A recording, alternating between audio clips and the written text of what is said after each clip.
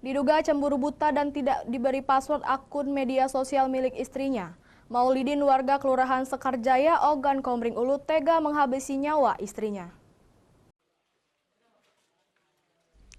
Warga Jalan Calmar 3, Kelurahan Sekarjaya, Kecamatan Batu Raja Timur, Ogan Komering Ulu, sekitar pukul 3 subuh digemparkan peristiwa berdarah.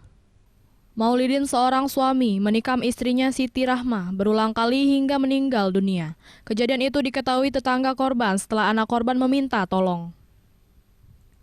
Penyebabnya diduga sang suami cemburu buta lantaran menuduh sang istrinya punya pria idaman lain di media sosial Facebook.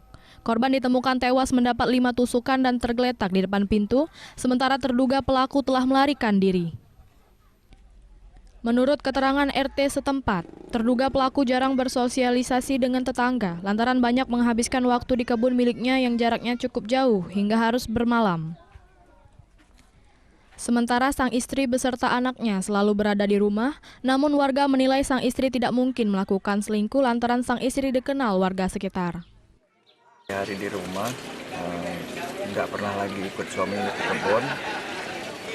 Jadi mungkin ya bisa jadi si suami tadi karena si istri ini disuntuk di rumah ya bermedsos, main HP terus, sehingga itu menimbulkan kecemburuan bagi si suami.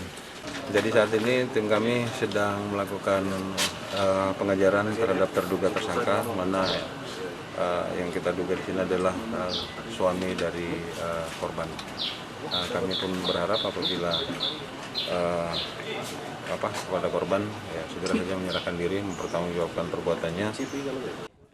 Saat ini polisi masih melakukan pendalaman dan pencarian keberadaan pelaku yang diduga telah melarikan diri. Dari Ogan Komering Ulu, Widori Agustino, iNews melaporkan.